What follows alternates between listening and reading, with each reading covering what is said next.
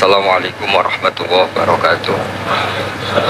Bismillahirrahmanirrahim. Alhamdulillahirabbil alamin.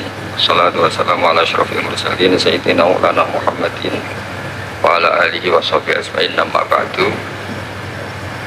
Sederenge kula takdim teng para sing rawuh. Dongaaken Sayyid Muhammad Ikhlas, muridé mau cerita sangu mbek rabi. Istungano Sayyid Muhammad legowo di murid sing cerita rabi mbek sangu mbek nyindir Gus Raub. Ingkang kula hormati wonten Gus Raub, wonten Habib Husain, Habib Syekh Abud, wonten Habib Soleh Al-Kafs dan ingkang kula hormati. Kula berpikir begini ya. Kula ikrar ya. Kula tak sering bahasa Indonesia mawon. Kula ikrar seikrarnya yang diceritakan para saksi tadi, murid-murid beliau adalah benar. Sebab itu kula ikut bersaksi yang membela jenengan sehingga menangi Sayyid Muhammad. Ya ora duwe wajah ganteng kok Sayyid Muhammad. Tapi banggalah nanti mau jenengan mlebu swarga dimodifikasi pun ganteng kowe. Oke, wonten cerita ngeten Habib Husain, wonten orang tanya, Gus kenapa Nabi itu kok ganteng, wali kok ganteng? Sing jawab ya lucu. Kok Nabi mesti mlebu swarga, dadi mrubahe ra akeh-akeh. Dadi mulane sing rapati ganteng kudu ngibadahe sing tenanan karena mlebokno swarga wong ra ganteng butuh ekstra salon malaikat. Niku. Begini Pak Hasan, ini tonggo kula sering ngaji teng Bojonegoro, terus piyambake nggih sakjane ra di rival kalian kula. Begini Pak Hasan, tadi kata Mas Lutfi itu pengganti dari nama sinten Syihab. Itu begini, ada cerita dan ini semua yang tidak menangis Sayyid Muhammad kedah senang karena hadhil millah atau hadatin ini milik yang menyaksikan Rasulullah SAW juga yang tidak menyaksikan. Ini pokoknya kalau bela mayoritas secara pemilu mesti menang kula karena ini mayoritas. Rasulullah itu begitu mencintai dan begitu rindu sama ikhwani. Mereka kata sahabat, saya ini ikhwanu kayak Rasulullah. Enggak, antum ashabi, kamu itu sahabat saya. Ikhwani adalah man amanabi walam yaroni. Mereka iman sama saya padahal tidak ngerti. Itu hebat luar biasa. Wong tidak ngerti kok iman. Wong ora tau disangoni Sayyid Muhammad kok seneng. Itu hebat. Lah sing biasa disangoni untuk bojo kan seneng wajar. Nggih setuju nggih? Mboten niki kan argumentasi ilmiah. Saya ini ini seksine Gus Rob. Saya ini di antara muridnya Mbah Mun yang kompetitor ilmiahnya baik, termasuk kategori A. Kategori A. Masalah ilmiah loh. Nah, masalah ubudiyah kalau biasa. Tapi biasanya saya itu berkah. Nabi itu nggak pernah negur orang yang ibadahnya biasa-biasa saja. Yang ditegur adalah yang ibadahnya berlebihan, yaitu Abdullah bin Amr bin As. Ngerti sampe? Yang ditegur sama yang nggak ditegur itu baik mana? Yang nggak ditegur. Nabi itu tidak pernah negur orang yang ngimami pakai kulhu, tapi pakai Baqarah ditegur. Soalnya kalau lagi partai kaum duafa nih, ini suara sadil bonati, tapi ini hak nih. Sehingga dalam banyak cerita dan ini disepakati banyak ulama, Uwais Al-Qarni itu lam yaltaki Rasulullah SAW walam yarohu. Hampir semua riwayat bilang Uwais Al-Qarni itu tidak melihat Rasulullah. Beliau itu sering nangis karena tetangga-tetangganya sudah sowan Rasulullah dan tentu mereka menjadi sahabat karena sudah sowan. Tapi Uwais Al-Qarni di ibu mokongnya ra karuan. Ditinggal lu ra gelem, mokong cerewet ngamukan. Njuk nglayani Uwais Al-Qarni. Uwais Al-Qarni itu lebih berpegangan konstitusi bahwa birrul walidain terutama ibu itu amru Rasulillah. Ummuka. Tapi apa yang terjadi? Uwais Al-Qarni yang tidak pernah sowan Rasulullah digelari khairul qurun Uwais Al-Qarni karena taat ning gone mandate Rasulullah nggih niku khidmah kalian enten ibu. Padahal boten di zamannya beliau sebetulnya menangi zaman Rasulullah, enggak sowan. Maksud kula Pak Hasan, dadi sing ora roh-roh ya aja terus sampean ngrasa luwih tinggi. Nggih biasa mawon, kabeh iku sementing ikhlas ridane Allah Subhanahu wa taala. Nah niki terus Bukan ini masalah konstitusi, soal masalah al-kutub, al-mu'allafah. Saya ini tadi kata Gus Raum, saya itu orang mungkin yang tidak mulazim ke Sayyid Muhammad, tapi kata tadi Mas Lutfi, kalau sanad ke Sayyid Alawi saya tentu lewat Mbah. Mbah Mun itu teman akrabnya bapak saya. Dulu ketika beliau mondok di Mekah itu yang nganter mbah kandung saya, namanya Mbah Sidik. Jadi keluarga saya ya pokoknya muamalah terus musohabah semuanya sama keluarganya Gus Raum itu minal ajdam. Ya sampai kadang beda pilihan presiden tapi tetap rukun karena nganggep itu urusan akidah ini biasa mawon apa biasa. Begini niki rungokno tenan, saya entah berapa kali sampai lupa nyetak kitab, tapi bukan nyetak komersial, sama lagi bukan komersial, jadi ini nggak perlu menyinggung siapapun, nggak komersial. Al-Hajju Fadha'il wa Ahkam itu saya nyetak entah berapa kali, dan semua yang saya kasih Gus Rob itu mesti terus minta dibacakan. Kenapa? Karena semua fikih di Indonesia itu pasti bilang ar-ramyu itu ba'das zawal. Semua takrib mu'in i'ana semuanya pasti ar-ramyu itu ba'das zawal. Kunna natahayyanu fa idza zalati syamsu romaina. Kita ini nunggu zawalu syamsi baru romaina. Ramyu yaumil hadi asyar. Ketika ada peristiwa mu'assim terowongan Mina, karena jutaan orang ke titik yang sama di jam yang sama. Sama lagi jutaan orang ke titik yang sama di jam yang akhirnya Sayyid Muhammad memberanikan diri fatwa secara terbuka bahwa boleh Ramyu keblas zawal. Mereka mesti komplain, iki kita apa? Sampai komplain, saya bilang ini yang ngarang putune Kanjeng Nabi. Kabeh bantah. Tak didono takbir dan beliau cara ngendikan masuk akal. Ya, ini sering haji napa mari sakniki haji yo wonten sing bisnis bareng wae sing haji lah iki cerita. Sing haji, sing bisnis sing haji tenan pokoke haji. Sebetulnya dalam Ramyu itu kan boleh nafar awal, berarti selesai tanggal 12, bisa nafar sani sampai tanggal 13. Terus kata Sayyid Muhammad, jika bisa iskotur Ramyu yauma salisa asar bil kulliyah, bisa menggugurkan Ramyu tanggal 13 bil kulliyah. Fali ayya juzat takdim min babi aula, apalagi ini sekedar takdimul waktu. Dan beliau bilang di kitab Al-Hajju Fadha'il wa Ahkam, dan tidak yusamma mukhalafatan. Kenapa ada mukhalafah? Itla ilzama fihi bitasrah, karena Rasulullah tidak mengendikan bahwa ini harus begini. Itu hanya fi'lu. Fi'lu bisa ya dulu alal jawaz, bisa alal aulawiyah, nggak ada jaminan kalau itu syarat apa? Sah. Terus akhirnya orang tuh ayam semua, tenang semua. Berdasar fatwa Sayyid Muhammad yang kita sosialisasikan. Saya baca itu berkali-kali. Jadi saya cerita, jadi ini benar-benar cerita naskahnya Sayyid Muhammad. Orang cerita sanggup. Terus kedua, tawaful haid. Saya sering ketemu orang-orang yang nekuni medis. Gus, kalau kita pakai obat itu kadang masalah, ada efek samping gini-gini. Padahal kalau kita nunggu suci kayak cerita Sayyidah Aisyah, Rasulullah itu pimpinan. Mereka pasti ikhlas disuruh nunggu Sayyidah Aisyah sampai suci kemudian tawaf ifadah. Tapi ini kan kita orang kebanyakan. Hotelnya kalau lama-lama ya kita tidak kuat bayar, kena komplain. Pesawatnya juga gitu, kalau lama-lama juga kena komplain, tidak bisa pulang kan. Dan itu kata Sayyid Muhammad sederhana ketika beliau menyarankan tawaful haid itu intikal madhab saja, atau tidak usah intikal. Kalau mendekati waktunya habis langsung tawaf, tapi nunggu waktunya mepet, karena dengan mepet berarti statusnya darurat, tapi statusnya darurat.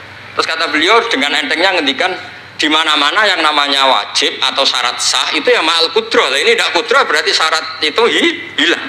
Di mana-mana syarat menjadi syarat ya kalau kudroh. Ini tidak kudroh ya berarti syarat itu hilang. Sehingga terus kita nyaman tawaful haid. Itu di kitab Al-Hajju Fadha'il Ahkam. Bisa dicek bahasan halaman 115 itu. Ini bukan cerita Malaysia, cerita tek. Jadi buat ini serius. Karena tadi kan orang-orang bisa guyon cerita nikah, berarti Anda tukang nikah.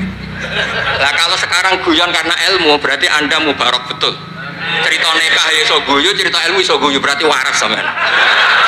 Ternyata bisa senang dengan ilmu, bisa senang. Ya relax saja. Saya baca kitab beliau yang khataman, ini Gus Rauf saksinya. Saya baca Qawaid Asasiyah itu pasanan khatam tahun 39. Terus poso ini kemarin 45 ini saya juga khatam baca Qawaid Asasiyah. Dulu itu karangan Sayyid Alawi namanya Zubdatul Itqan. Di era Said Muhammad disebut Al-Qawaid Al-Asasiyah fi Ulumil Quran. Saya ngajar di Sarang ya kitab itu di pondoknya Gus Zufur.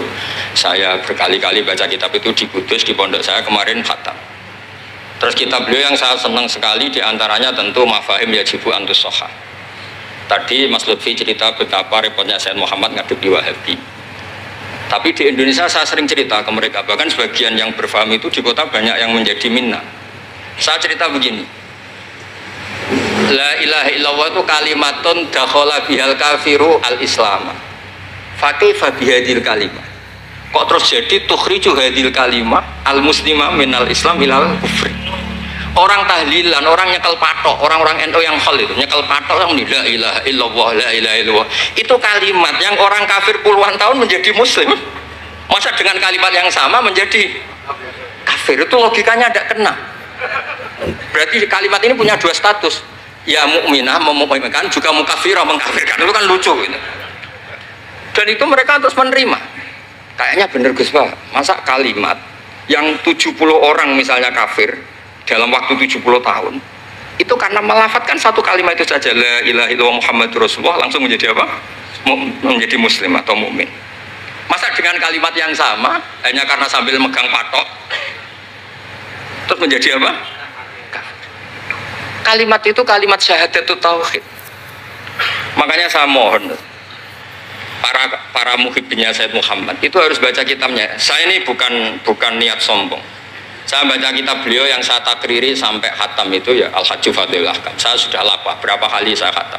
Terutama di bab Tuaful Haid sama Amram Yukub Lazawat. Terus Mafahim Yajibu Antus Soha, Qawaid Asasiyah, Mafhumut Tatawur wa Tajdid.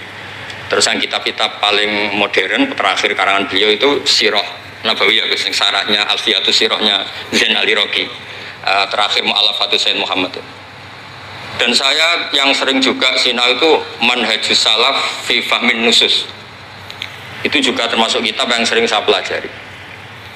Sehingga belajar betul Mas Hasan, boten main-main, belajar betul ya. Maksudnya kalau tidak bisa tak cari di kamus. Kalau nggak bisa semua, bukan niat sombong, pakai sarana saya ini kan, bapak saya itu hafal Quran, buyut-buyut saya ini mungkin termasuk orang yang nekuni Quran. Jadi saya kalau nggak paham, ya Allah kita ibadah pantas. Tiang butuh Quran ini jenengan terus mau cora paham kita ora pantas gitu. Nah, ya akhirnya paham itu. Nah, dari sekian cerita yang difahami nufus, nah ini supaya sampean clear ya. Saya mohon semohon-mohonnya. Jika jenengan pilihannya berpakaian seperti ini oke, yang berpakaian ala Rasulullah atau ala Arab terserah lah istilahnya, ya monggo. Tapi yang berpakaian ala Jawa gini, saya masih ingat takbir itu di halaman 423 di Manhajus Salaf fi Fahmin Nusus.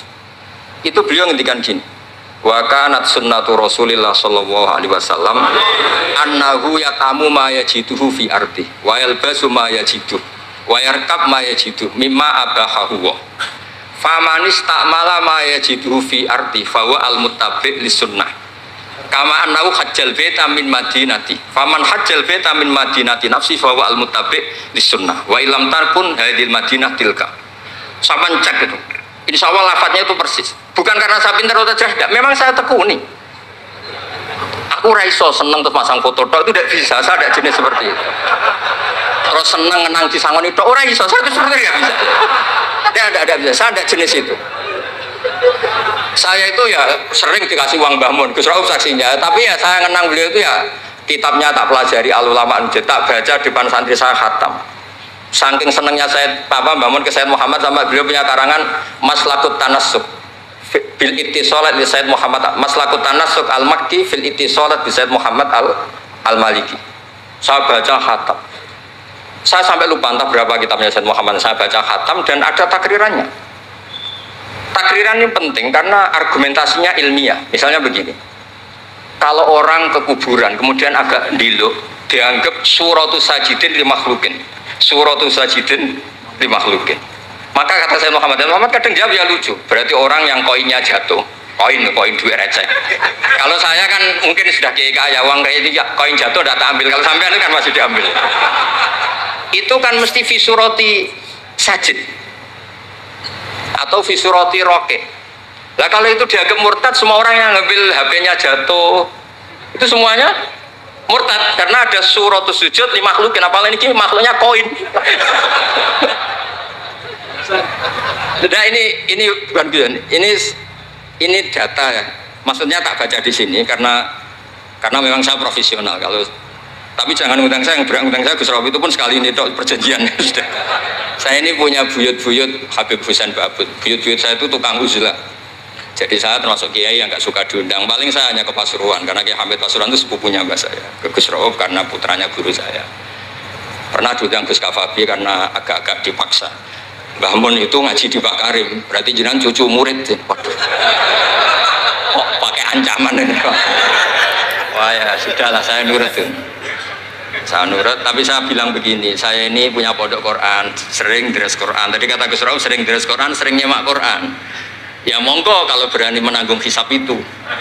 Akhirnya terus mun sekali aja karena resiko juga kan mengganggu orang yang deres itu. Buatan ini buatan ancaman, buatan cerita mawon, buatan saya biasa. Nah ini saya baca beberapa teks yang supaya jenengan ngerti. Ketika Sayyid Muhammad mencintai Imam Malik itu beliau sampai punya karangan Imam Mudairil Hijrah Malik bin Sabri, sekian cerita betapa Sayyid Muhammad itu mencintai Imam Malik. Makanya beliau dengan gelar Al-Maliki. Beliau karuan Al-Hasani tapi beliau menyisipkan gelar apa? Al-Maliki.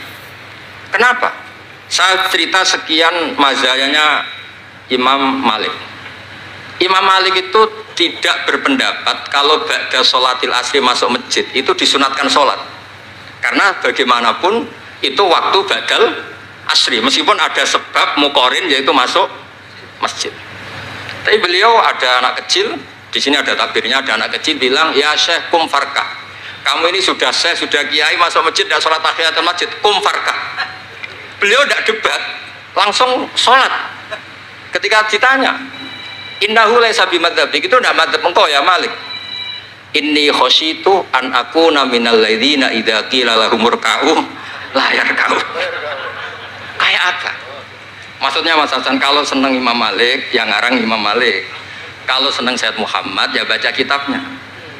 Selain cerita dinikahkan dan cerita dikasih uang. Buat ini ganjarannya kata kula gojlok. Mergi jadi jenengan seneng, jenengan ngomong itu kan ganjaran. Nah sampean takok, lah ono korban nih, kalau tadi ya korban berkali-kali kan saya. Terus ada lagi cerita tentang Imam Malik itu pernah dimintai orang miskin. Saya minta uangnya. Imam Malik jawab, dohirnya itu tidak Islami. Saya tidak punya uang. Kapan-kapan saja ke saya. Terus kata orang di dekat Imam Malik, lima adalah takulu kama yakulun nas rozaqallah. Kenapa engkau tidak seperti umumnya orang rozaqallah? Enggak jadi. Kata Imam Malik, asyaddu kalimatin ala sa'il.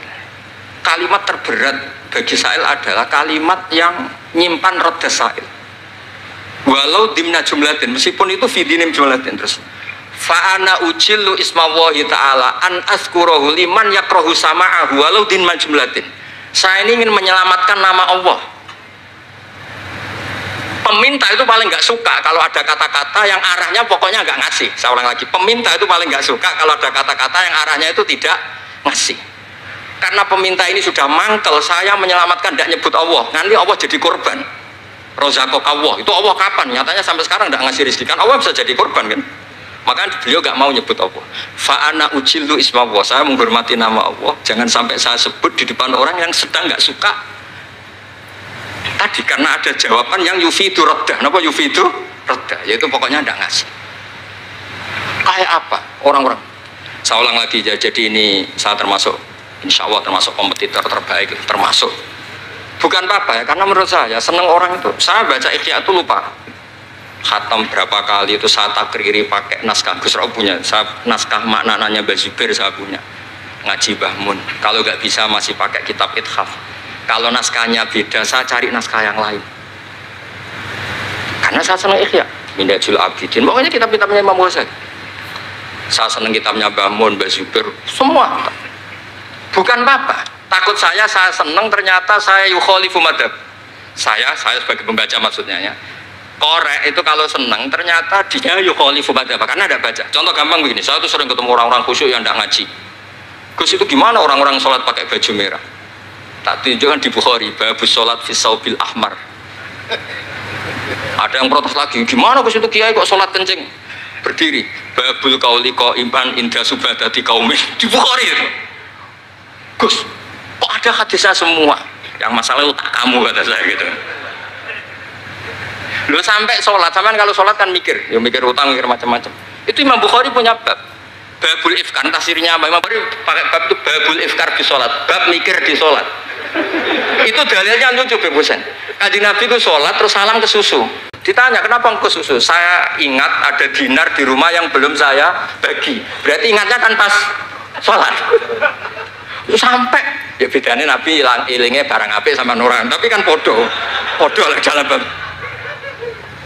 Jadi kalau suwon kitab-kitab Sayyid Muhammad yang jadi makhrajan hasanan lihadil ummah itu harus kita bela mati-matian. Misalnya begini, Atakoh Somadiyah, mungkin di Jawa Timur disebut Atakoh Kubro, yang baca kulhu beberapa kali, yang katanya bapaknya terus masuk surga itu. Itu kan kalau di kampung saya Gus, kalau ada baca gitu yang selain anaknya tak udah kamu udah usah serius ramlah di bapak. Oh anaknya tenang-tenang. Pernah ada orang ngundang saya, Gus, ngocok Atakoh Kubro Gus. Anaknya mau nggak mangkon, monggo pinara, saya pulang. Kenapa Gus pulang? Karena anaknya ramoco wong liya bukan moco sembrono ya bener. Sing ana ning hadis awaladin sholihin yatullah, ra ono au kiyayin sholihin yatullah ya bener. Langsung Gus jenengan ngawur iki dalil. Aku ora ngawur panjenengan iki wong alim, mesti roh tenan. Sing ana ning hadis awaladin sholeh ora au kiyayin soleh. Jadi anak itu penting, malah mau enggak makan atau berokokan. Monggo. Semenjak itu kalau orang undang saya enggak berani kalau enggak khusyuk ngocok. Takut saya pulang. Lah misalnya yang undang bagakno nyangoni saya, sugih saya. Kan mboten ngefek no, teror itu mboten ngefek. Jadi ini penting meskipun guyon, ilmu itu didudukkan. Sayyid Muhammad ngendikan hadis-hadis tentang jumlah kul huwallahu ahad semuanya itu dhaif. Saya pernah ngaji itu di Kudus cerita gini, alhamdulillah kok dhaif. Hadis tentang jumlah la ilaha illallah yang banyak alhamdulillah juga dhaif. Karena kalau itu syarat sahnya harus banyak, berarti begini, mangqala la ilaha illallah mi'ata marrah lagi dakhalal jannah. Berhubung enggak ada jumlah mi'ata marrah, satu pun sudah dakhalal jannah. Kul huwallahu ahad juga sama, di riwayat Bukhari jelas. Ada orang kalau imami baca kulhu ditanya, kenapa engkau baca kulhu? Li'annaha sifatur rahman, fa'ana uhibbu an aqra'a biha. Kata Nabi apa? Jibril datang, akhbir ya Muhammad, anna wa yuhibbu bihubbihi kul huwallahu ahad. Dan semua riwayat kadang hanya bilang hubbuka iyyaha adkhalakal jannah. Dan enggak ada riwayat hubbuka iyyaha wa qira'atuka alfa marra wa alfa marra lagi dakhalal. Kalau ada riwayat itu innalillahi wa inna ilaihi raji'un. Kita punya masalah besar karena kita nggak kuat baca lama-lama itu udah kuat. Artinya gini, kita harus menjadikan kitabnya Sayyid Muhammad ketika menvonis hadis-hadis yang jumlahnya besar tadi. La ilaha illallah. Soal kamu lakukan tetap baik, kita sepakat itu baik. Tapi jangan jadi aturan hukum. Saya ulang lagi, baca banyak tentu tetap baik, tapi jangan menjadi aturan. Kalau jadi aturan hukum berarti gini. Dakhalal kafiru fil Islam in qara'a la ilaha illallah alfa marrah mi'ata marrah. Itu yang mengislamkan di masjid capek itu. Karena nunggu alfa marrah. Jadi saya mohon karena agama ini yuridu wa bikumul yusra, agama ini Allah inginnya itu mudah. Bu istu bil hanifiyatis samha, semuanya itu mudah. Tapi jangan tahawun. Jadi kalau suwon tadi alhamdulillah sudah diduga saya 20 menit karena memang saya ini tidak bisa pidato. Saya kalau ngaji di rumah ini Gus Rob saksinya. Saya ngaji biasa 4 jam, 3 jam biasa ngaji. Ngaji ada kitabnya saya baca Jalalain, pikirnya ada Sofi, ada Futuhat Ilahiyah, kadang ada Tobari, itu kuat. Kenapa saya kuat 3 jam kalau ngaji? Saya ini pecinta umatnya Rasulullah SAW. Umat itu tidak boleh hanya mendengar kata-kata seorang bahak, nggak boleh. Harus mendengar kaifa qala Tobari, wa kaifa qala Al-Baidawi, wa kaifa qala Syafi'i Shafi, wa kaifa qala Imam Syafi'i. Saking hormat saya. Cuma saya nyampaikan pancen rileks guyon karena itu wasiatnya Bapak. Hak kena ngaji guyon. Iku wong bingung kabeh sing ngaji-ngaji. Jadi, ya ngoten mawon. Assalamualaikum warahmatullahi wabarakatuh.